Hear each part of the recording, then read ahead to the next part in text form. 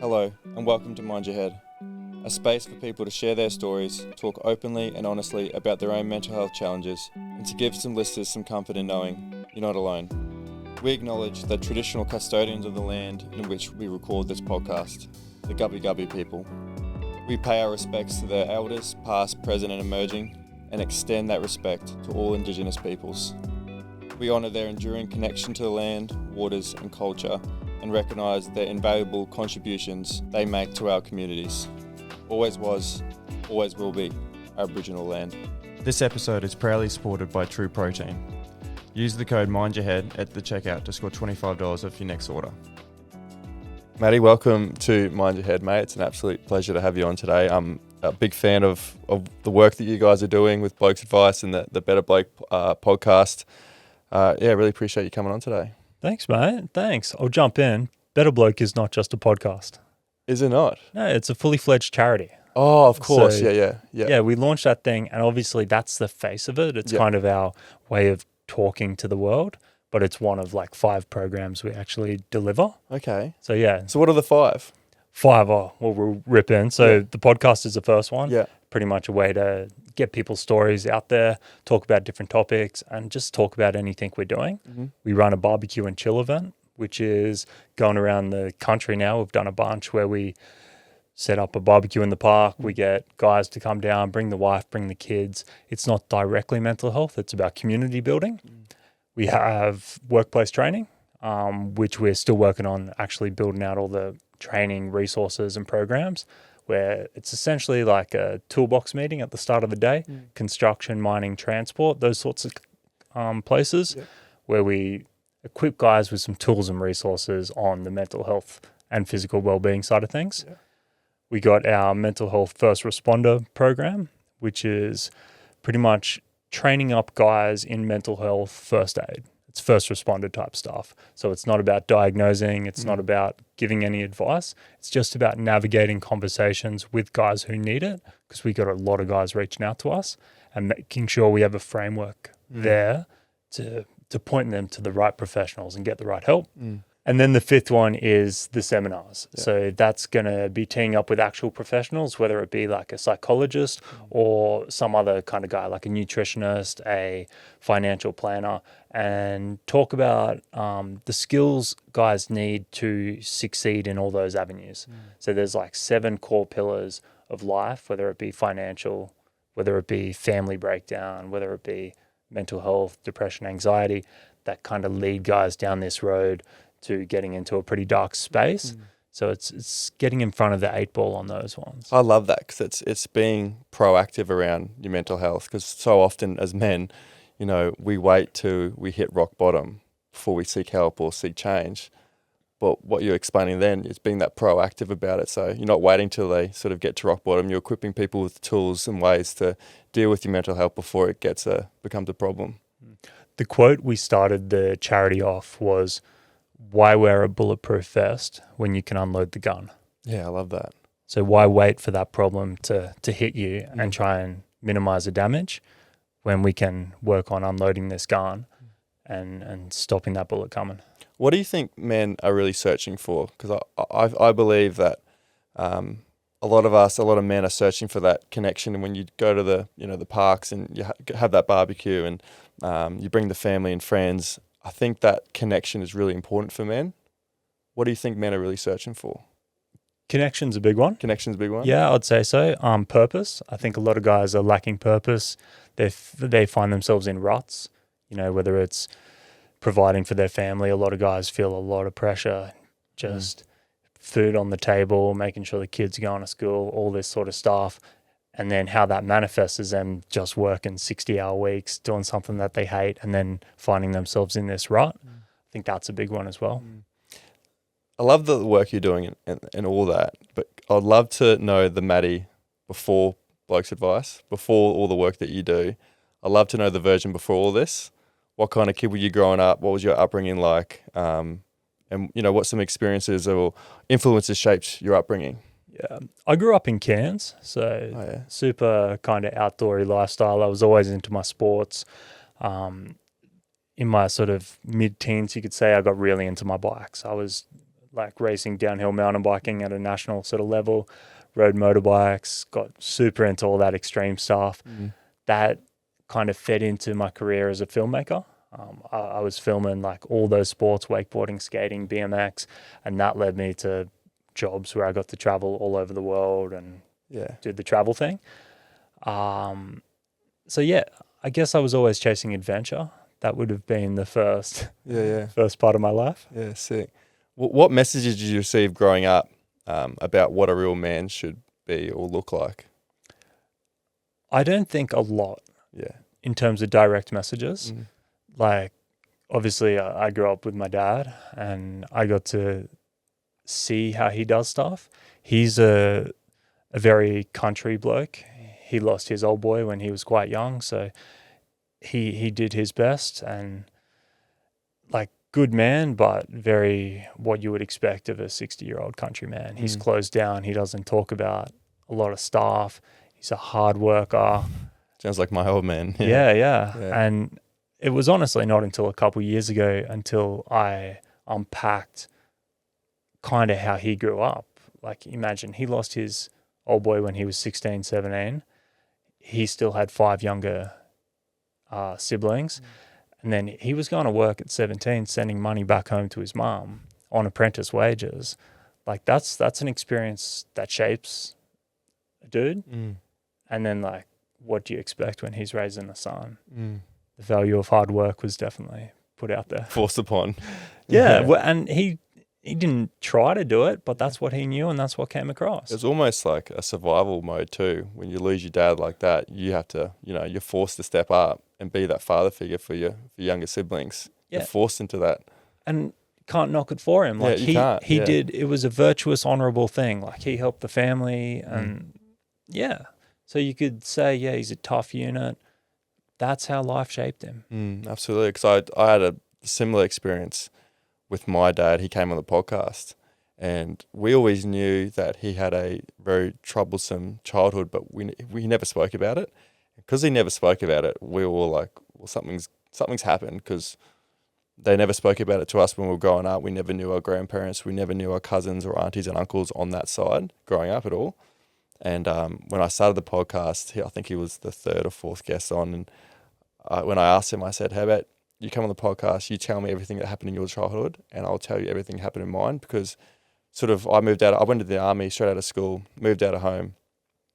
And then I went through my mental health struggles, but I never spoke to anyone about it. And I was always telling mum and dad I was all good, but really I was the opposite of all good. And I said to him, I go, make a deal with you. You tell me everything that happened with you, and I'll tell you everything that's sort of gone on with me. And he was like, yep, deal. So he came on the podcast, and to his credit, like, he didn't hold anything back. He was like, is it a PG rated podcast? I go, mate, you can say whatever you want to say. There's no limits or anything like that. And he was like, okay. And then sort of he divulged everything, because we butted heads growing up. I just didn't understand why he was the way that he was. There was no like knowledge around, his upbringing. I was just like, why is he being a dick to me? Right? That's what I thought.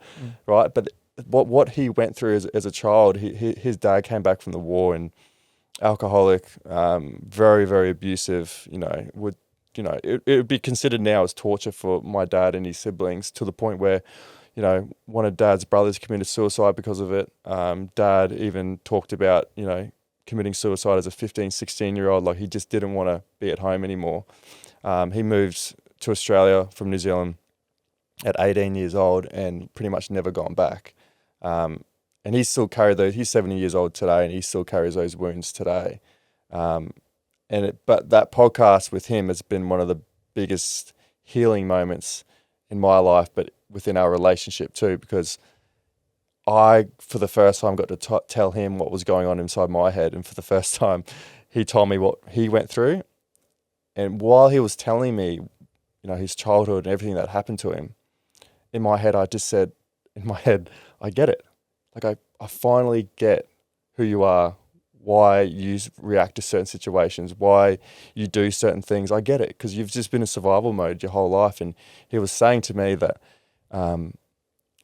his dad would prey on the person that would show the most emotion. So if you sort of fight back, or you you speak up, they're the siblings that get punished the most. So dad, as a survival mechanism, just showed no emotion. So that was just his survival mode. So when he became a father, he said, I wanted to change things that were most important to me. So no alcohol in the house. He didn't want anyone drinking, none of that sort of abusing alcohol at all, but there was no physical violence at all. So it was a very peaceful, safe house to be in. I guess the side effects of that was dad grew up with showing no emotion. So we grew up as kids that if you had any issues, you would either hide it or don't talk about it, because that's how we got modeled to us. So we grew up very safe, loving. My dad was always there, all the sport games. He worked so hard for us, but I don't think that emotional connection was there at all. So I grew up, if I've got an issue, if something felt wrong, I would just see what my parents would do and I watched them hide it. So I just hid it, and as a, 15, 16-year-old going through puberty, adolescence, maturing into a man, I just never spoke about any of my issues. I kept it all suppressed, kept it all silent. And then I think that's when it all became unraveling for me. So that podcast we had, it was just like dad explaining his side, I'm explaining my side, and sort of meeting in the middle somewhere. And our relationship's never been better. We hang out all the time. It's more so, I used to be a little bit fearful of dad, just as that father figure, authority figure. I would always sort of not tell him everything because it's just like, kind of felt like he was, above me. But after the podcast, it's kind of like, yeah, he's my dad still, but we're mates and we speak about all sorts of things. Our dad calls me and talks to me about his emotions, how he's feeling, and gives me hugs and kisses. And I'm just like, what is going on here? But it's one of the most beautiful things ever. Mm. Yeah, the awareness of self definitely helps when it comes to unpacking all these things. And yeah, that's really good. I went through it in therapy, not with dad, but it's hard to see what you can't see. So it's good you were able to unpack it with him and yeah, find some common ground. Yeah, I think you go, sorry. Yeah, I think like what your dad tried to do was like bring up the next generation a little bit better than how he got brought up. Right. So you can't expect it to go to absolutely perfect. He 100% probably did the best he could. Obviously, there's some stuff missing. Yeah. And now you're the next generation that's going to bring it on to the next. So I'd like to think that we're all moving towards a place that's a lot more positive and we're all learning from stuff. Now we have so much resources around us to know that what to talk about that, yeah. I think it's good. Yeah, I love that because we did talk about that because we spoke about that. You can't change it all in one generation. You can't change it all. And we talked about how, you pick 3 things that meant the most to you and you change those 3 things when you're a father. And then it's up to me to change 3 more things. And then, generations down the line, you obviously, like you said, you're moving the needle, you're getting better each generation. But I think, those 3, I never fault dad of it. Like what you know now about mental health, about emotional health, like you didn't know that back in the 70s and 80s. Like that wasn't like a common thing that it is spoken about now. Dad just thought, all right, I'm sick of getting flogged and I don't like the alcohol abuse. I'm just going to change those things moving forward. So, yeah, it's a beautiful thing that's happened. And it's definitely brought us closer together for sure. And times are changing. Like if you had put out that conversation you guys had in the 90s, it wouldn't have been very well received. Not like it is today. I don't think if I had the conversation when I was in my 20s, early 20s, I would be open and aware and awareness enough to have that conversation with my dad. Like it happened at the right time. At the perfect time. Like I always think, oh, damn it, I wish we had this conversation when I was a bit younger with my dad, just so we would have skipped all those years where we were sort of butting heads.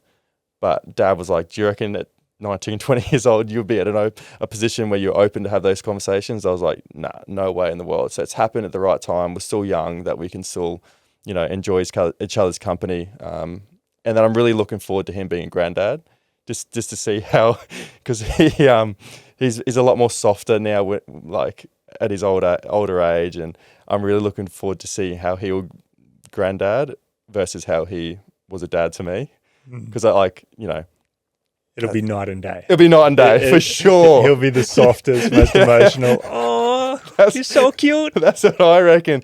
I've had a few mates that come around with their young kids, and I look at Dad, and Dad's playing with them and giggling and stuff, and I was like, who is this man? He's let all the bullshit go. Yeah, he's big old time. now. He doesn't give a fuck. Yeah, big time. I'm going to be me. Did you have any trouble? I know I did, sort of growing up and going to school, and seeking sort of that external validation and having friends and sort of getting that attention. And did you have any trouble trying to fit in with groups of friends or anything like that? Maybe not fitting in with groups of friends, but I definitely went through like phase after phase of like trying to be different, trying to stand out. Like I was like a scene kid at one stage. I had the black hair all straightened, had face piercings, bit of eyeliner. So identity crisis, you could say. Could you say that? You definitely could. Who did you want to be, or did you know what you wanted to be? Look, I liked Short Stack. Do you remember them? I do remember Short Stack. I saw their hair. I'm like, shit, yeah. Yeah. At one stage, I got a haircut like Z's. R.I.P. But man, it's just like teenagers. That's across the board. We're trying to figure out who we are, and I guess I was confident enough to give it a try. Looking back, horrendous. Like too much shopping at JJ's, but so yeah, I don't know. Definitely a lot of identity crisis stuff growing up, and that that carried on into the 20s too, because you got to figure out what the hell you're actually trying to do. And that's the struggle, I think, now is probably more so. I feel like more so than sort of when I was sort of finishing school, is that there's so much pressure on us to finish school and know exactly what we want to do, exact job you want to go into. I know kids now, there's so much pressure on like getting good grades and going to university and getting a job, that I actually kind of feel sorry for the kids that they're the kids that are like me, when they got through school and they had absolutely no idea what they wanted to do, and you kind of felt like you were failing before you even started. Did you go through any of that when you finished school, and sort of what road did you want to go down? Did you have an idea what you wanted to do for a living? Yeah, I wanted to be a filmmaker. Straight away? Straight away. I love that. Since when I was like 14, except I did pretty well in school. So I was kind of tossing up if I should do that route or maybe law. Like I was thinking about being a lawyer. And my parents kind of liked the law idea. I bet they did. Yeah. And then, as with many creative sort of occupations, it's not really like you go to uni, you get your qualification, now you get your internship and you're in a corporate sort of hierarchy, a ladder, and you keep moving up. Doesn't work like that. So I did that much work for free. There was years and years of being unpaid, building up my skills, spending all my money on camera equipment, trying to figure out how the hell do you get clients and what do you charge. And I've had like 8 ABNs. 8? Yeah. I've had failed businesses. I've had businesses that just went nowhere.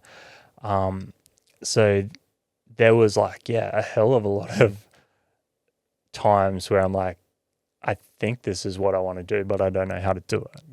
And that was, heaps of testing, hard times. So how did you fall into what you do now? Are you still filmmaking? Are you still using those skills to what you're doing now?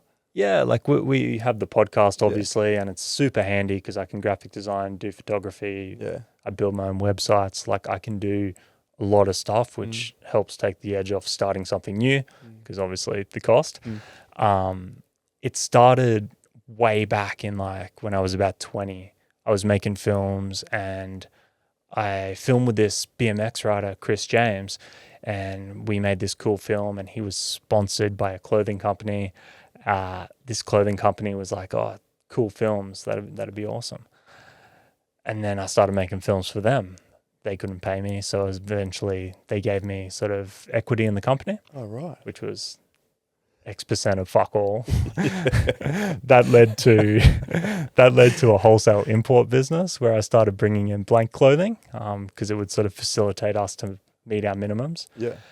And then that led to meeting Blokes Advice, the guys that originally started that. Oh, right. I didn't start the page. Yeah. They, in the first couple months, started running merchandise. I was mutual friends with the guy running it. And I'm like, shit, I got warehouses full of clothes. Let me do your merch. That's how I got into Blokes Advice. Oh, right. Yeah.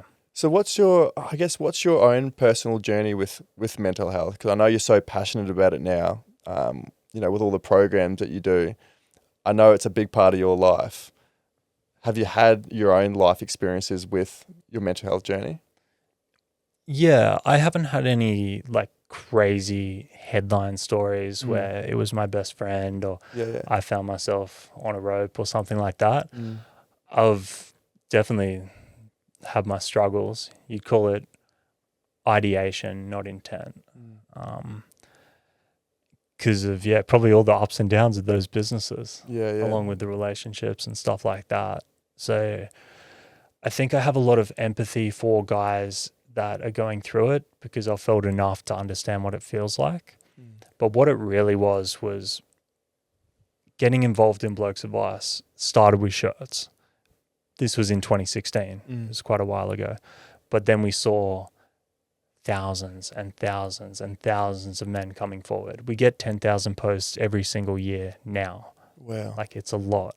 So the vision we have over how much hurt and struggles is going on in this sort of male sector of the Aussie community, I have a lot of empathy for.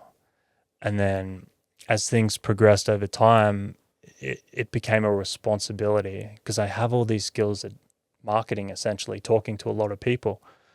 And I have all these people with Blokes Advice. I'm like, there's a disconnect here. There's something we can do better. And that's what I've been working on for about 3 years now, is I took over Blokes Advice to push this message. Yeah. That started about 3 years ago. Oh, wow. Did you ever think it would, turn into what it is now? Like, I go out to work in the mines and I see Bloke Advice stickers everywhere. That's how I got, and you see it on the back of cars and everything like that. And you see the group now, and it's just, there's so, like you said, 10,000 posts every year. Is it crazy to think how big it's gotten? Yeah, it's insanity, but it totally makes sense because, we've been called like the last safe place on the internet. We're pretty particular with like letting guys in. There's 305,000 members in there now. Every single one of those profiles has been looked at before they come into the group. Really? Yeah, I didn't know that. every single one. There's a massive admin team. Yeah. Because we are committed to trying to create a place where guys can meet on the same level. Yeah. So when they come forward and they say, all right, I'm having these huge struggles in my life, there's 1,000 people who have been through it and they can give solid advice that comes from a place that like resonates because these guys are relatable. If someone's telling you to do something and you click on their profile, oh, he's got 2 kids too, or he's an electrician, like it just makes you just resonate with the advice more.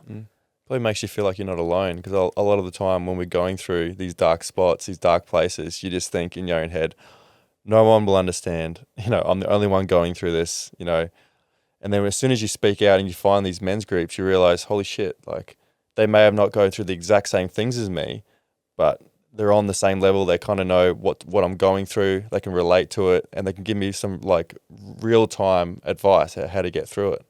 100%.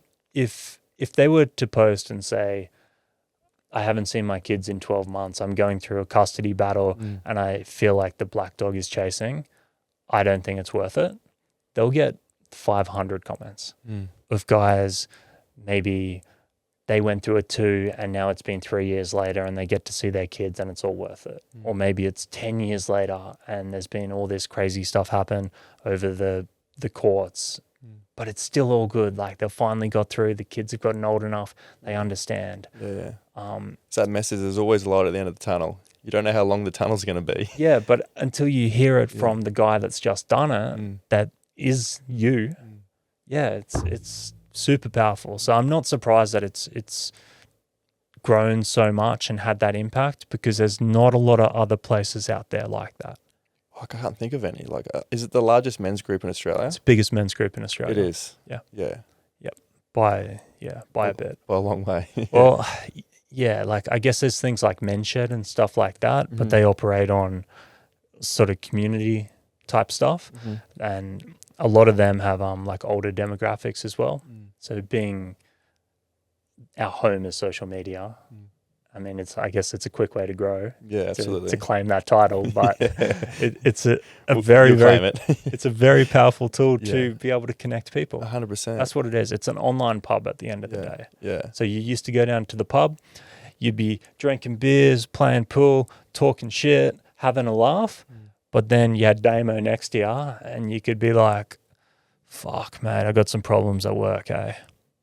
Guys aren't doing that anymore. They're not. This is what the group does. It's that connection we were talking about before that all I think men are seeking is that connection. And a lot of us, I know I talk to a lot of sort of parents and adults where it's so easy to make friends as kids. You play sport, you're in a team sport, everyone's sort of making friends. But as you get older, everyone's got their own life going on, their own families, their own full-time jobs. I think I'm experiencing it now where I've got such a close group of friends that I've been friends with since grade 1. So we've been friends since 5, 6, 7 years old, and right now everyone's sort of not going their separate ways, but everyone's got starting families, and we're sort of moving a little bit further away from each other, all around the Sunny Coast area. But you can sense that it's just drifting a little bit. Yeah. How old are you? I'm 34. Yeah, sweet. I'm 34, and I can already sense it now that there was a time not too long ago where every weekend, Friday, Saturday, Sunday, we were all down at the beach, we were playing sport, or going to the pub, we were seeing each other almost every single weekend. Where now it's like one of my best mates in the entire world. I had dinner with him last week, but before then it would have been a month or two.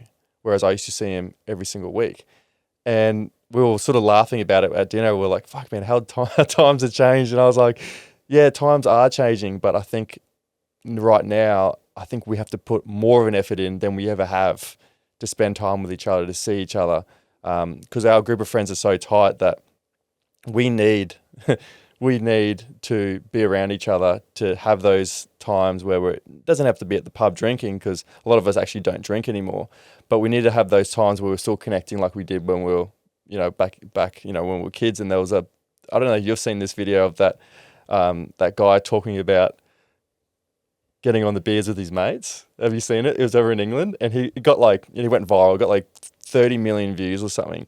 And he talks about it. He was this guy with, he would have been 40 or 50 years old, and he was on the Daily Show over in England, and he was talking about how important it is to keep those friendships going with your mates, even though, you're going into adulthood and you're getting a little bit older. It's so important to have those connections still. And he did this video. He was just like, I will always be excited when 5 of my mates are getting together and we're going on a golf trip. We're on the train, we're cracking our first beer at 9 a.m. That feeling is, I will always love that feeling.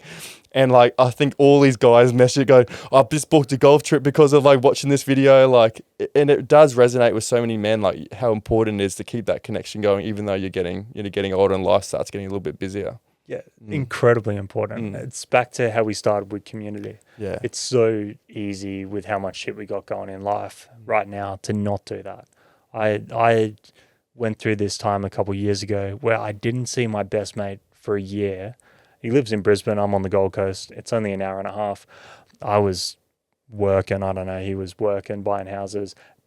Didn't even really think about it. We'd talk, but I never even saw him. Yeah. And when we worked it out, it had been a year.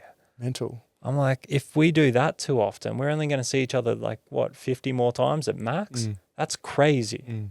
So, yeah, being intentional about seeing people and making those plans, whatever it is. Putting that effort in, yeah. Yeah, I went and bought a dirt bike last year just so I have some sort of excuse to see more people. A few of the boys have bikes. It's all right, let's do that 2-3 day trip up to Fraser. Let's go do something. Make some memories. Yeah, absolutely. I mentioned before about, sort of men waiting to rock bottom for them to make change. Why do we wait? Why do you think men wait until they hit rock bottom for them to want to change or to even ask for help? I know asking for help for men is such a vulnerable and sometimes seen as a weak act, is asking for help. I think a lot of pride, a lot of ego, a lot of stereotypes come in when men actually break down and ask for help. Why do you think, men wait so long? I think a lot of men think it is virtuous to carry weight for other people, especially their family. I think they think it's them being strong, and yeah, there's value in that, which to a degree there is. Like, it's definitely a good thing to take load off the people you love. But a lot of guys will do that for too long, and the load on their back will get too much, and they'll reach this point without really knowing that they were about to get there, and they've carried too much of a load for too long, and that's when they get to this rock bottom. But I think it comes often out of a place of trying to be strong. But what we're trying to do with, breaking down stigmas and getting people talking is understanding it is strong to do that, but it's not weak to ask for a hand. If you're on the ground, everyone's going to give you a hand up, like especially the boys around you.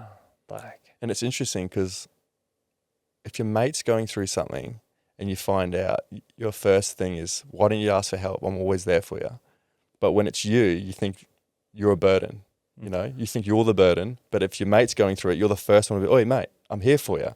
But I don't know why we don't think that about ourselves. I had this conversation a couple days ago with this lady that I've been talking to. She's part of one of the sort of bike clubs over in WA, and she is the one that organizes all these charity rides, Christmas toy runs for the kids, black dog rides, raising awareness. She helps everyone in the club with sort of them going through tough times. And I tried to reach out to her a couple of times, and eventually she got back to me. She said, "I've been going through some battles myself. Like, I'm sorry I haven't, been talking to you." And I'm like, "I'm sure you got a good unit around you to lean on." And she's like, nah, I'm kind of just doing it, me and my dog. And I'm like, all these boys around you, if they were going through a tough time, how much would you want them to reach out to you? And then what would it look like if you reverse that situation? And even her, that helps all these people in mental health, said, "I'd never thought about it like that." Wow. I'm like, reach out. Yeah. They got you. Yeah. I promise, if you got them and they're good blokes, they got you. Yeah. Has it changed? She said she'll reach out. Oh, awesome. Yeah. Do you think society has failed men when it comes to emotional education? Because I know all the initiatives you do, a lot of it's educating men around mental health. Do you think society has failed us? I don't think they've failed. I think it could be done better. Yeah. For sure. But that's the same in anything. Nothing's ever going to be done perfectly. I think everyone's so tied up in thinking that there's one way to do something, which it's not true. Like, there's so much variety in the type of blokes. The way you're going to talk to an inner city Melbourne guy is not the same as you're going to talk to a 5'4" boy out of Gladstone. It's not. That's so true. I never thought about it like that. I don't care. Yeah. There's academic research that says language and tone is important in healthcare. And that's the same whether we're talking about hospitals up in Darwin. They teach their staff how to speak with Indigenous people, right? Because the way they deal with healthcare is different to other people. That makes sense. Yeah. That's fine. Cool. Why do we not do that in mental health? Yeah. To a degree, we do, but a lot of places are too scared of doing a gendered approach. So I think in that sense, some places are failing. Because I've thought about that the way that we talk about men's mental health is different to the way we talk about women's mental health, in terms of like the language that you use, and even the way that I speak about it with some of my friends. I talk about it with my partner, and sometimes she's like, "Oh, I've never really would explain it like that." And I'm like, I never really thought about that either, but that's just how we sort of talk to each other, that men can receive it in a different way, in a more healthy way, in a better way. Yeah, for sure. And that's largely one of the reasons we've come under fire, is because of the language we use when we're talking about mental health. Like, people on TikTok complain about everything, but, people will say you shouldn't use the word black dog because you're creating stigma around depression by not naming it what it is. Okay. The term black dog was coined by Winston Churchill way back because it did make it easier for him to speak about that to other people, it did almost reduce the stigma in of itself. So people are just too scared of the words rather than what they actually mean. Yeah. So, yeah, they don't understand it. And I don't blame some of these people if they're getting mad at the way we do things because they don't understand it. But don't tell me it doesn't work. I've always asked my guests, what are your 3 non-negotiables for living a healthy and full life? For me, it's movement, community, and good nutrition. I've learned that what you fill your body with plays a massive role in how you feel physically and mentally. That's why I use True Protein. They're an Aussie brand doing things the right way. Clean, natural supplements with no artificial additives or fillers. Everything's made in-house in Sydney's northern beaches using the highest quality ingredients sourced from around the world. Whether it's supporting energy, improving focus, or reducing fatigue, their products genuinely help me show up better every single day. And just like Mind Your Head, they live by values I stand by. Be true, be you, and take care of your whole self. So what would you say to those people that write off sort of Blokes Advice that have so much sort of judgment and scrutiny towards it? What would you say to them? Depends what they're complaining about. Okay. We've done a hell of a lot of good in this world. I know you have, yeah. Yeah, it's a positive force in the world. I understand we've offended some people and we definitely toe the line on the comedy side of things because we do a lot of funny shit. That comes from a place of comedy. So that's a whole different discussion. Yeah. When it comes to actually helping blokes, I make no apologies for talking to blokes how they need to be spoken to. And just because someone else doesn't get it, that's not my problem. If they're offended, that's offense taken, not offense given. 100%. So I'll have conversations with people all day long. Oh, do you? Yeah, for sure. Oh, nice. So a lot of the times, if there's a specific person carrying on about what we're doing, I'll send them my phone number. Do you really? Yeah, all the time. Do they call? Not usually. Some of them do. Yeah. And like the biggest ones, the big influencer activist types, they're just doing it for clicks. Oh, right. But like people that are genuine about it and want to understand what we're doing and are interested in how they can help me make more change. For instance, a mental health nurse, she's worked on the front line for 10 years and she reached out and she's staunch feminist, like rallies in the streets, help set up like homes for domestic violence things, all great stuff. I love it. Rallied for abortion clinics. As much of a person as you would think wouldn't like Blokes Advice as possible, we're great friends. Really? Yeah. I gave her my number. We chatted for an hour. She ended up coming over my house. We sat down for a couple more hours. She's providing me some of the stuff she's learned because she's an actual professional. Yeah. I'm not pretending to be a professional. I'm putting out other people's messages. She's teaching me how she recognizes signs, assesses risks, all this stuff. And that all came out of having a conversation about, wait, what are you boys actually doing here? And that's the thing, out of curiosity rather than judgment. Yeah. You know, rather than constantly judging and scrutinizing, just be curious, ask questions and be open to different answers. Well, don't critique without advice. So don't say you're wrong without saying maybe you should do it this way. Yeah. Just because you're saying, I don't like that, stop it, cancel them, start a petition. Yeah. Like, there's no positive outcome. And I'm out here busting my ass trying to build something that's going to make a massive change. And you're in a TikTok comment thread. I think it's just like that. Do you think it's like that that cancel culture that's just so... It's 100% cancel culture. Like if one person just loves to jump on board and before you know it, the crowd's on it and then it's that cancel culture just coming in. Yeah, everyone's different. Like I understand there's people that have had very heavy experiences. So especially like if the jokes offend them, like I understand that that's offending them. Or potentially they've been in a series of really poor relationships and they do have a terrible outlook on men, which does happen as well. That happens on both sides. I understand their point of view, but it's a narrow-minded view of the full situation. Talking about heavy experiences, I'm sure there would be, hundreds of messages that come in that would affect you deeply and you'd probably think about for days. How do you get through those times that it doesn't affect your own mental health? Look, does it come at a cost? A little bit. A little bit. Yeah. I'm pretty good most of the time. There's just like a couple that come through and stays with you. They sit with you for a while. I do my best to understand that no one can guarantee an outcome. No mental health professional, no therapist, no counselor, no drug is going to be 100% of a fix. So I can't expect that on myself.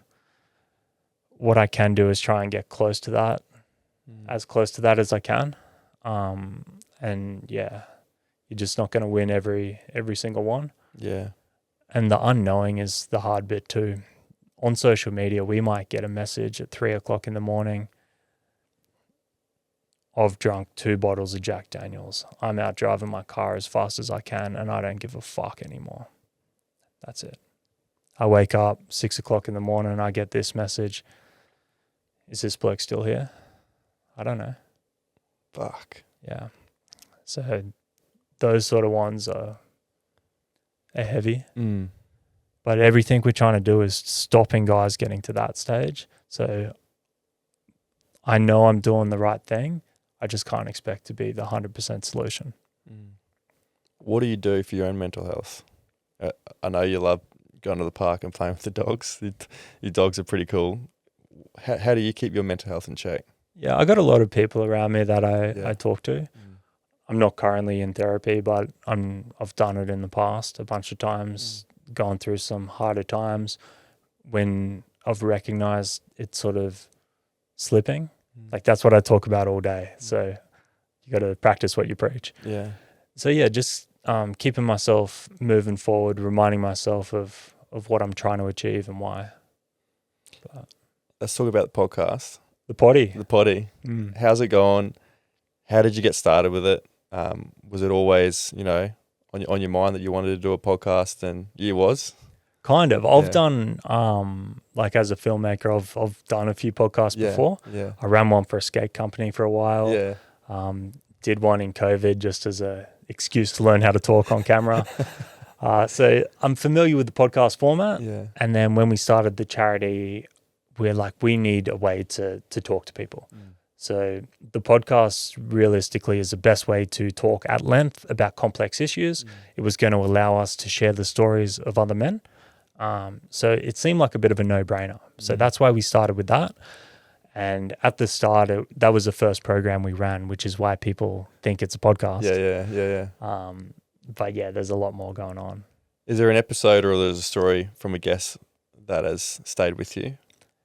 I think my favorite is Angry Dad. Yeah. Yeah. Are you familiar with him? Very familiar. Yeah. So, man, such a good dude. Yeah. Such a good dude. And he's actually released a documentary about his whole mental health struggle. He was a star AFL player, but plagued by injury. He never really got to make it happen. And then all his dreams getting crushed really sat on him heavy, and he carried that for decades to the point that, like, he opened up on the podcast, like he tried to take his own life. Wow. And I think the learnings of a man over a space of 30 or 40 years who's been through the highest ups, he's faced some of the biggest things, he's done marriage, kids, like everything, spoke about his use of antidepressants, spoke about the suicide attempts.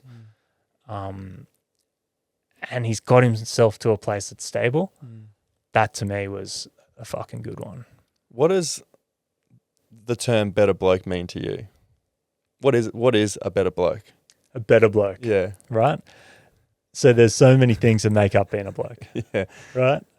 So if we can make incremental adjustments on each of those things, whether it's we're all being a little bit more honest, we're all being a little bit more thoughtful or courteous, whether it's we're physically a little bit healthier, maybe we're going to gym, maybe we're eating better, all those things make up being a better bloke. And if you can move them all 1%, you're going to be feeling way better. I think that's such an important message, because a lot of the time we like to, as men, go all in, change everything at once, and try to, be a completely different version of us tomorrow.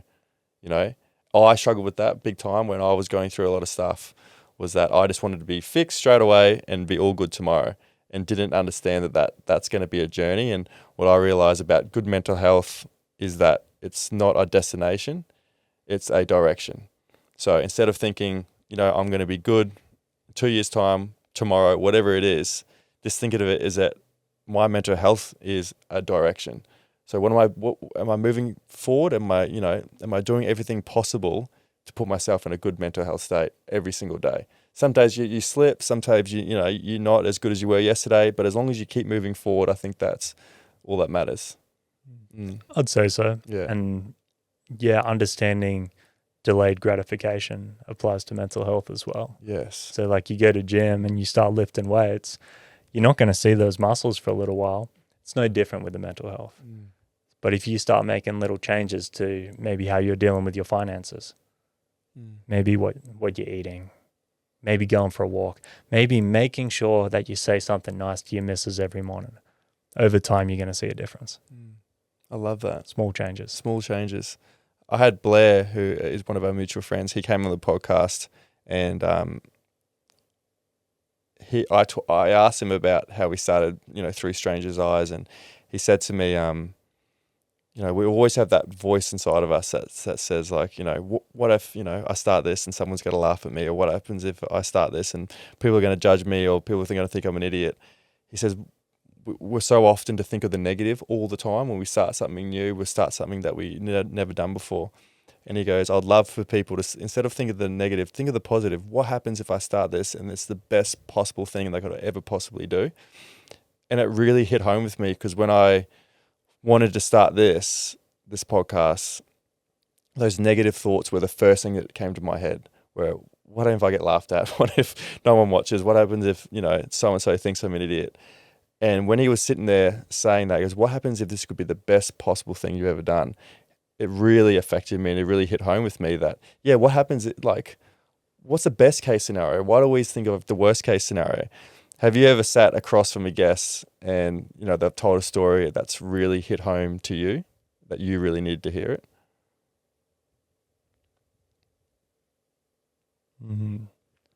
Good question.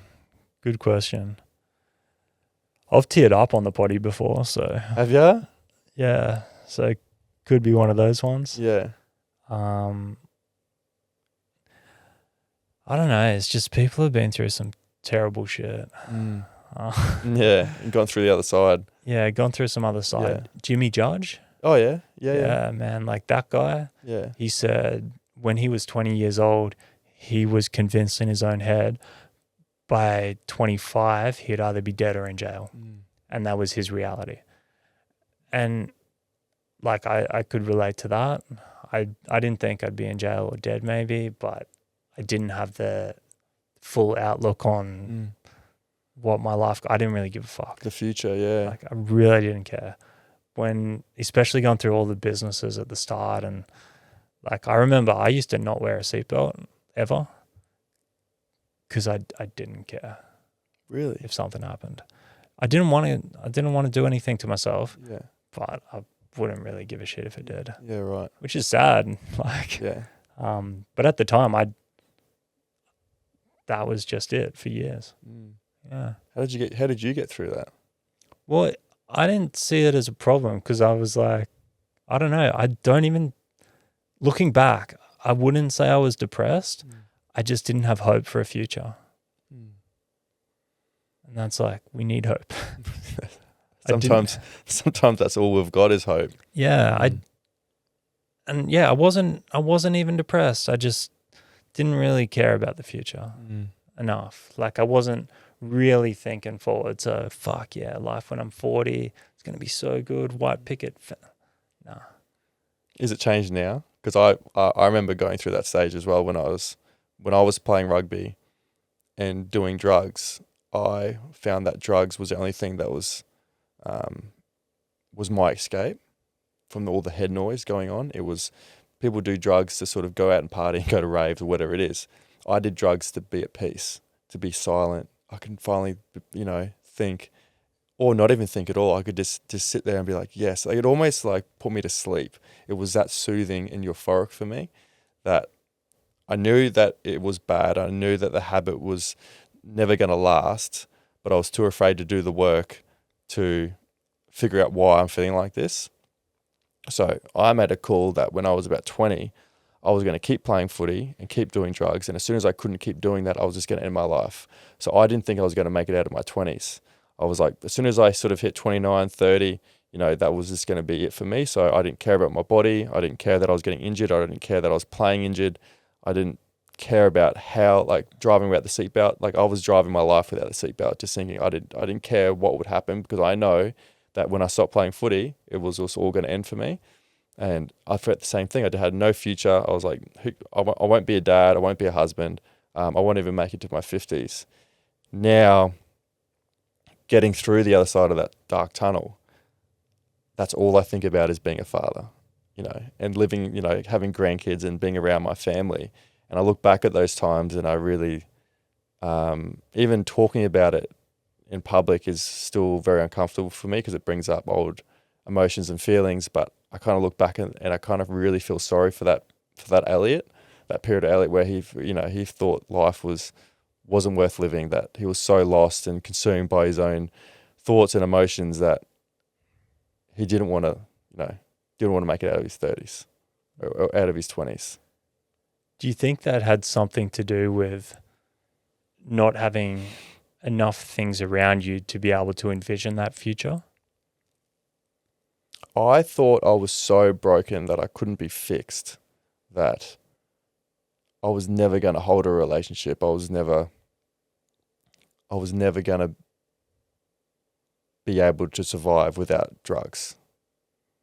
And rugby was my identity, was my purpose that we talked about. That's why I felt needed. I felt useful. I felt important. I was getting that attention that I was craving. I was always craving attention. When I played rugby, I was just like, I felt like, oh yeah, I'm the man. That's what I felt like. It almost became an ego thing, where I was addicted to playing footy because I got that validation. I got that attention. It's 100% an ego thing. Yeah. And ego's not that bad of a thing. You just got to keep it in check. So the minute you mention ego, it's not bad. Yeah. But yeah. But I think I was playing footy. It used to be playing footy for the love of it. But now it got to a point where I don't really like it that much anymore. I don't know why I keep playing this, but every time I do play, I get that sense of like attention. It's what you know. Yeah. You need it. I kind of like felt like as a man, I guess you kind of feel needed. You kind of feel wanted. I want to feel useful. And I didn't feel like that outside of playing rugby. And then once I was playing, I was all good. But when I stopped playing, all these emotions and feelings and thoughts that I couldn't hide anymore, they were just rushing to the surface. I didn't know. It was like a puzzle inside my head. I couldn't solve the puzzle. I was just like, where do I even start? But the only thing that silenced all that and gave me a bit of peace was drugs. So then that became the cycle of playing rugby, drugs. And then I was just like, I thought I was in such a dark and deep hole that there was no way for me to get out of it. I've just done it for almost a decade of my life. That was the cycle. And I thought I was so deep in the hole that there's no way I could get out of it. I've just done it for so long that I'm almost a lost cause. So why don't even, I should just, keep going harder, because there's no way out. That's what I thought for so long. It's not uncommon. And what you said about purpose, and like, I think a lot of young men, and it's not completely unjustified, maybe they're 18 and they're like, I got no value. And kind of they don't, right? Because like what they have to offer is themselves, and they haven't had the time in life to become an adult, and whether it's get skills, get some emotional intelligence to be a good partner, a good worker, a good whatever. So that's when they start feeling lost, and maybe then they start getting a bit reckless because there's no hope for a future. They can't see that. So I think as life progresses and you start growing as a person, you start saying, oh, wait, okay, I do have some value here. You had it just in rugby, but you didn't have it in other aspects of your life. So once you started developing that, maybe, okay, I can see this future of what's going to go on in life here. But until you actually put in some work to do that, you're kind of riding blind. I was riding blind for sure. And I think I realized like I had to sort of forgive myself and know that I offer way more than just playing rugby. I think that was a lot of me to get over. Was when I stopped playing, it's just like, well, who am I without it? And I think there's a lot of like, I am a beautiful person and a person that holds value without the rugby side of it. And which is funny now because I always thought I'd be into rugby. Now I can't even, I don't even hardly even watch a game of footy, whereas that used to be my whole life, where now it's kind of the opposite. And I think I started the podcast, I've always been very stubborn in terms of if someone tells me I can't do something, that's like, oh, all right, well, I better go do it then because I've got to like prove them wrong, prove me right because I can do something. And I had a couple of friends one night where I was voicing that I wanted to start a podcast, right? And they jokingly, never meant it to be sinister or mean, but they jokingly laughed and said, what would you talk about rugby? And they didn't know that was a trigger for me because I always thought I had more to offer than rugby, but that was almost my identity. Everyone knew me as Elliot rugby player. So when they sort of laughed and said, what would you talk about fucking rugby? In my own head, I was like, I'm going to fucking show you. I'm going to fucking show you wrong. Like, and that was almost like I needed that push off the blocks to actually get started. Yeah. And this is kind of what Blokes Advice is. Yeah. Because that interaction is like, people are like, oh, it's negative. He's doing it out of spite. Oh, that guy put shit on him. No, that's how we do things, right? It is. It's banter. It's camaraderie. It's like a bit of a nudge to get after it. And fuck, we did it. We did it, exactly. That's what I mean. Because I always think, like, am I doing it to prove them wrong? Am I doing it to prove me right? Like, why do I need, like, a push? But I think, like, that's just the banter. I'm like, I don't think I would have started if they didn't say that smirky little, like, joking comment because, I wouldn't have that sort of motivation or that fire to be like, oh, well, I am going to start something, actually. Yeah, I love that. I love anyone that pushes themselves into the unknown. Yeah. You don't need to see the whole path. You just need to see where the next step is. Yes. And then you'll figure out the next one. Yes. Happens every time. I got so many mates that have done like crazy cool stuff, and every single one of them didn't know what they were fucking doing. Didn't know.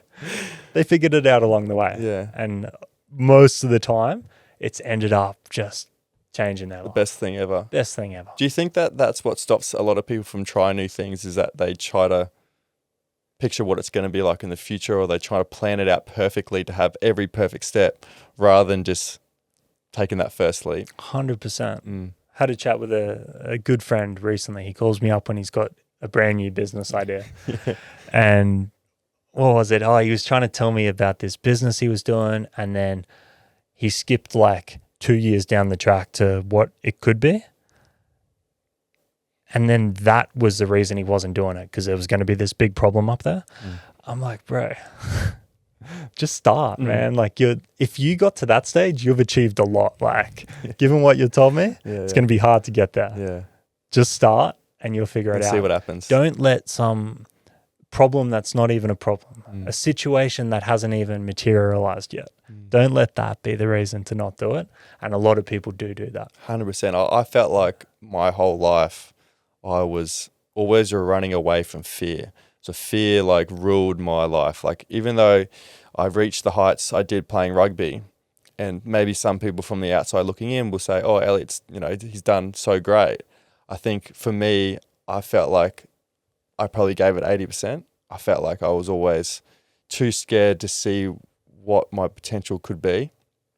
I don't know if that's a fear of failure or a fear of success. I haven't really got to the bottom of why I only gave it 80%. I always felt like, man, I could have gone better. I could have, I left a lot in the tank, and fear, a lot of the time, fear ruled my life. Like I always was running away from fear, whether it be in relationships or friendships or, any struggles or any discomfort. If something scared me, I'd be like, whoop, out of there, gone straight away. I don't want nothing to do with it. And I started really resenting that version of me, even getting older and wanting to become a dad. I wanted to be a good role model. And I was always thinking, like, is this always going to be something that you're going to run away from? Is fear always going to be the thing that's going to rule your life? And when I stopped playing rugby, I always was very creative, but I didn't think I was a creative person. But I always looked up to people that were, musicians or painters or, people that could, make things with their hands or with their minds. And I was always super jealous of that. People that were, could just hear music and play. And I'm just like, fuck, like I wish I could be something like that. And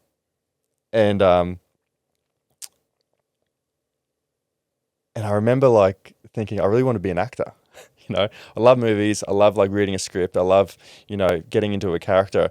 So I did acting lessons down in Brisbane, and I found myself super outside my comfort zone with all these other actors that have gone to acting school or have grown up in drama class. And I'm just some, ex-footy player that's come in. And I remember like thinking, man, I am so out of my depth here. I had to go up and do a monologue, and I'm like, what is going on here? And then 2 weeks later, he gave me a script, and he's like, you've got to prepare for this, and you've got to get up and do a 5-minute monologue in front of the class. And me just brushing it off. Oh yeah, I'll be sweet.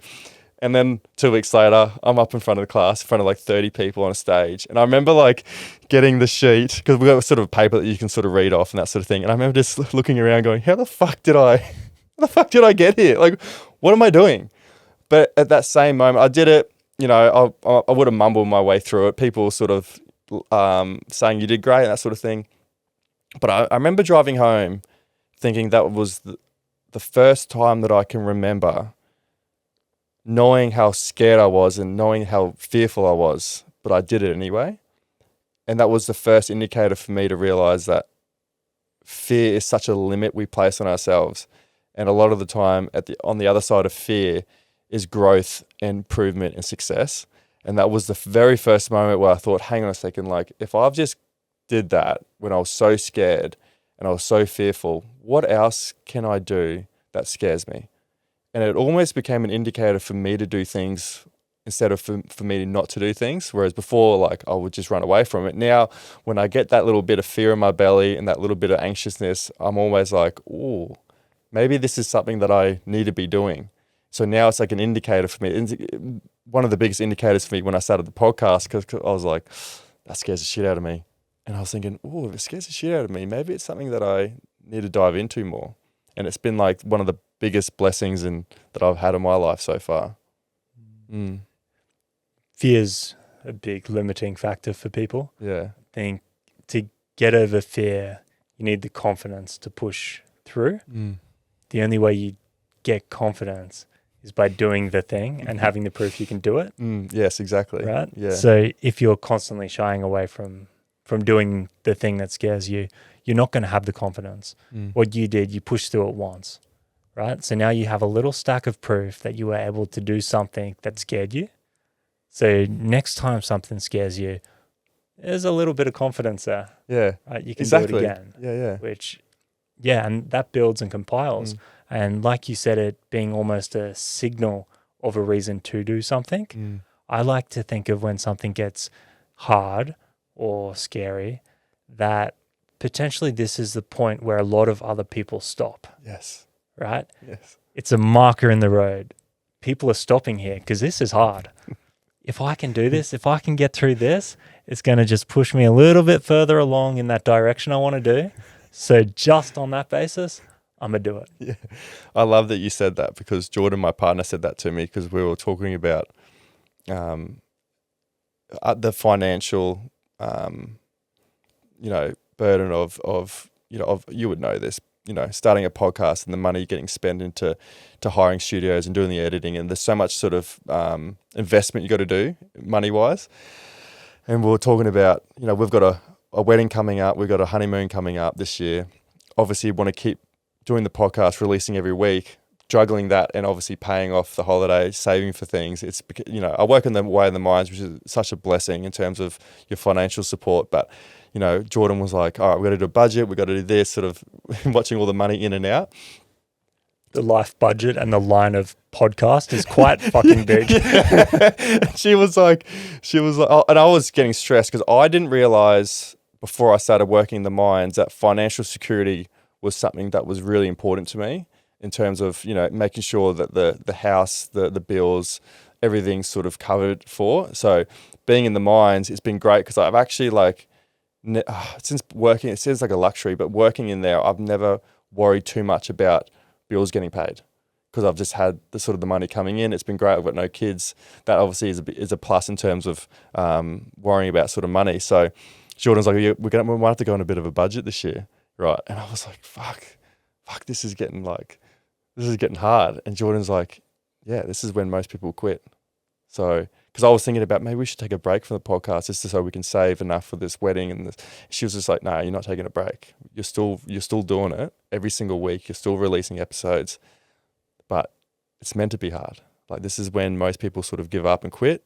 We've got this. We'll just do a budget. We'll keep going. And I was like, yeah, you're right. Like, this is actually when, this is the turning point for me, when it would have been so easily to stop for a little bit, and then try to get going again. Let's call that season 1, and we'll come back with season 2. Yes. Yeah. Let's maybe go to fortnightly. We were thinking about that. That's exactly what of course you are. Of course you are. Yeah, because they are the solutions when, you can't get it done. Hard, yeah. And it's way harder than anyone thinks to actually produce these things properly. 100%. So, yeah. What struggles do you face still to this day? A lot of imposter syndrome. Do you? Yeah, a lot of imposter syndrome. Why is that? Because I have very high standards for myself, and I keep moving the goalpost. Like, if I had told myself I had achieved what I've achieved today, I'd be like, you fucking legend. But now I'm here, like, I'm like, oh, well, here's the next thing. So I constantly find myself asking myself and having to check myself, like, who the hell do you think you are to be trying to, like, build this e-commerce thing, build a charity, like, do all these different things. Like, I'm just creating events in places all around the country. Yeah. For what reason? Because I think it's a good idea. Yeah. That's what it is, because I think it's a good idea. So I need to really, like, work with my own feelings, my own mind, to make sure what I'm doing I believe in fully and it's right. So there's a lot of questioning myself that happens in that whole process. It's like that saying that the top of one mountain is the bottom of another mountain. So it's so easy for us. I do the same thing. It's so easy for us to achieve something and then sort of move on to the next thing. Oh, story of my life. Is it really? Story of my life. Yeah. I'm seldom happy at achievement. I think it was Chris Williamson said the curse of a overachiever is that you're good at things. So let me get this right. The curse of a high achiever is that you win. So winning becomes satisfactory and anything less becomes a failure. Yes. So if you win, null of emotion. Yeah. That's the bare minimum, is you win. The bare minimum is that you win. Yeah. Is that you get it done. Anything less, if you get almost there, it's a failure. Yeah. And I feel that. You do? Yeah, a lot. How do you get through it? Win.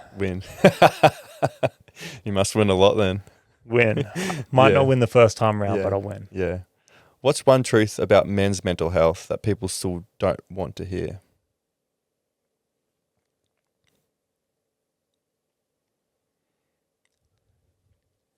Even the men that say it's not weak to speak and are at the forefront of this movement go into all those old school mentalities once it's their time to talk. Very true. And that's the thing that we're trying to break, isn't it? Yeah, it is. It is. But I've seen the most open guys, the most emotionally intelligent guys not do it when it's their time. What do you think that is? Because it's fucking hard. Yeah. Like, no one said it's easy, but we see the way that's received by people. It's still not that awesome. Like, there's guys that do plead for help and the help's not always there or right. I think there's still massive leaps to be made on the government side of mental health in this country. And I think they definitely need to do a better job with men. Definitely. 100%. Something that I really became aware of when I hit 30, that I realized that I was very emotionally immature even as a 28, 29-year-old, looking back on it, I was still such a kid in terms of dealing with my emotions, regulating my own emotions.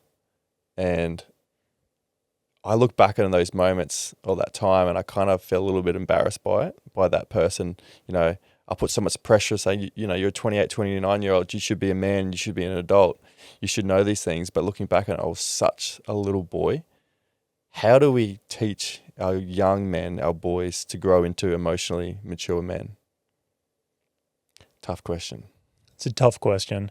I think everyone has their own journey, so we can't like put any time frames on it. Yeah. I think guys need to decide for themselves when it's time, right? And that happens at all different stages in life, usually following some terrible adversity. Usually forced upon. Usually it's maybe there's a divorce, maybe their father's died, maybe they've hit rock bottom with the drugs. Often it's forced, which would be good if we could find a way to work around that. What was the question before that or the start of that? Because I had another thought. Oh, did you? The question was, how do we teach boys to go into emotionally mature men? But I told my story of being, not regulating it, not knowing how to regulate my own emotions. So that was like my whole 20s, even like teens and 20s. I was growing up like just a little boy.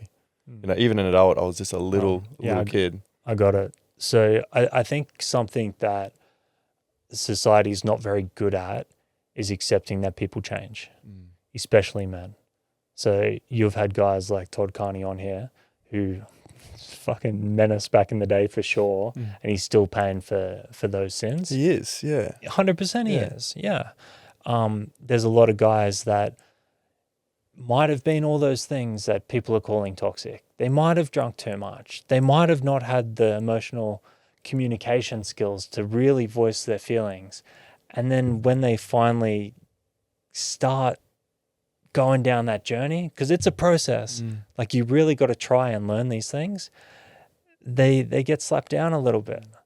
And that's the opposite of destigmatization. That's telling them that this is not the right journey. And I think that's a big fuck up from society, not allowing men to change. Almost keeping that's their identity, because I know for Todd, when I spoke to him, I didn't want to mention all the sort of mishaps that he's been up to, or what happened in the past, because I know that he's trying to change and that's not him anymore. So I actually didn't want to bring it all up.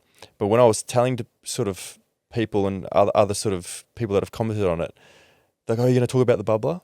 And I'm like, no. But I'm also thinking, how sad is that? Because Todd was such an incredible rugby player. Like, Dally M, best player in the comp.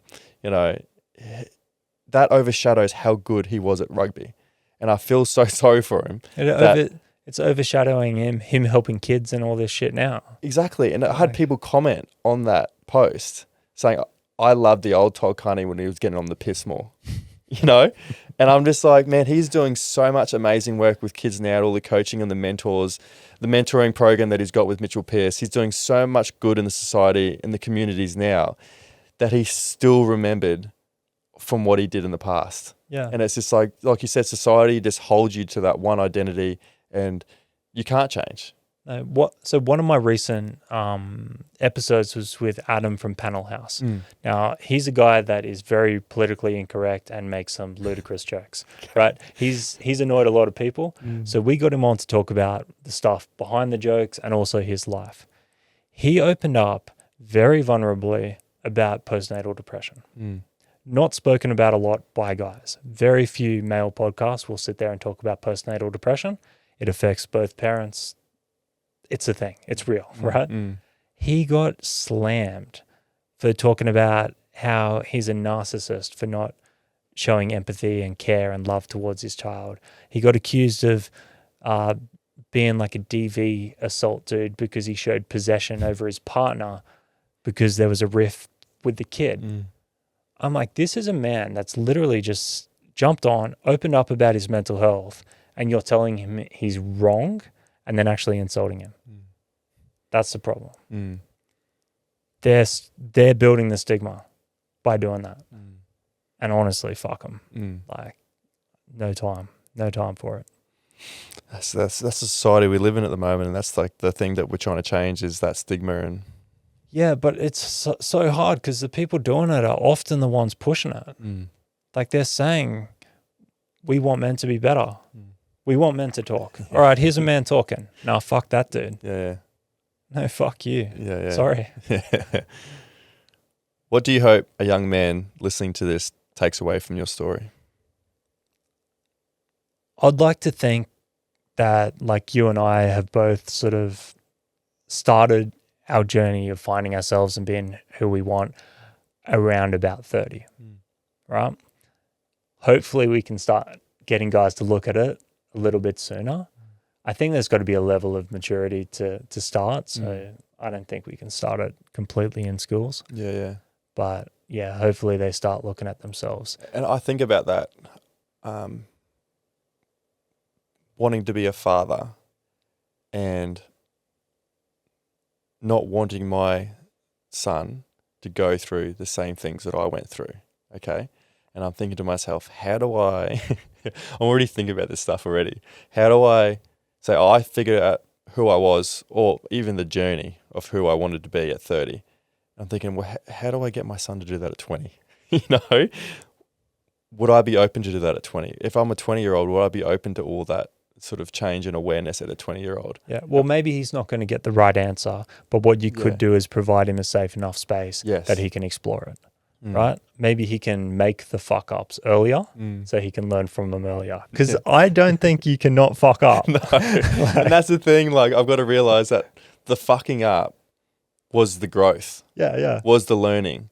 You know, if you don't fuck up, if you don't make mistakes, I think that's when there's no friction, or you don't make those improvements, and you don't have that self-reflection. I think that the mistakes and the fuck-ups are crucial. They're needed. Like not everyone wants them, but they're the most crucial part of the journey is the downs, isn't it? Teachable moments. Yes. Yeah, you learn more from your losses and your wins by far. And I'm massive on that. Face adversity head on. You come out the other side a better person. What are you most proud of? Not professionally, but personally. It's a great question. I think I'm proud of when I was a teenager, I wanted to live an adventurous life. I wanted to travel. I wanted to do cool stuff. I didn't want to get into some daily grind, boring ass office job. I never did. And yeah, for the last decade, I've stacked up so many memories of doing some crazy things with crazy people, achieved a whole bunch of shit along the way. I'm proud of my 20s, you could say. Yeah. That young version of Matty will be proud of the man that you are today. Yeah. Because he had no idea how it was going to come to fruition. And somehow it did. Like we're going back before, like you never know what the end's going to be like, but you just take that first step. Got to start. Yeah, you got to start. You got to start, and then you got to eat shit for however long it takes. For me, honestly, like I earned almost no money till I was 25. Like it was just pain after pain after pain. It's just ever going to end. And then it just went, boom. All that stuff you've learned, all that stuff that you've built up, world's your oyster. Worth it. Yeah, it all paid out later. So delayed gratification again, that comes in so many forms. The future of Blokes Advice and Better Bloke Project. What do you see yourself? Better Bloke is going to continue growing, and we're going to get so many more people involved to roll out these programs. It's been going a bit over 12 months now, so largely it's just me and Rob doing most of the work. We've had people like that mental health nurse, we've got some psychologists, nutritionists helping us along the way, but I need a lot of people on board to help the mental health first responder plan. We need to be running more events more often. So kind of like a men's shed type thing, that barbecue and chill. I want them running every weekend all around the country. Opportunities for guys to get off the screen, come out, have a yarn, meet some new faces. So just big growth there without losing sight of we're doing it in a way that's different to how other people are doing it. We're talking to guys on their level. We're meeting guys where they are. and then Blokes Advice, I think that's not going to change. Like, it's changed from when it was super hectic back in 2016, but we've found this nice level over the last few years where we joke around, we have a laugh, we entertain people, and we provide a space where guys can come in and do the same thing. Have a laugh, have some banter, talk some shit, and then when shit hits the fan, they're already bonded and the boys are going to help. I love that. And I think there's definitely a space in the market to come out and talk to the mining industry. I know that there's the mining lifestyle in itself is such a brutal lifestyle, especially if you've got, you know, family problems at home, that I know a lot of guys that I work with that are struggling, you know, and then you sort of get to work and you're there for 1 week, 2 weeks, 3 weeks, however long it is, and no one talks about it. No, Yeah. and I'll paint the picture of how we do stuff different. So you could get a insert charity or organization to come out and run you through the fact sheet of the 10 ways you can recognize signs in your own mental health. It started getting stale already, right? Get one of us out there. We get it, this shit fucking sucks, right? The missus at fucking home, you get home, you got no fucking time left, and then we start rolling in the same 10 things on the sheet. But I think not a lot of people are engaging in the same way as what we plan to do. 100%. Yeah. So, I love that, actually. We're excited. We're already talking to some of the unions and that. Oh, you are? Oh, Yeah, awesome. that a lot of people are supporting it. They understand the need. So, yeah, we'll roll it out soon. If your future child one day asks, what does it mean to be a good man? What would you say? So where did that child come from? Shit.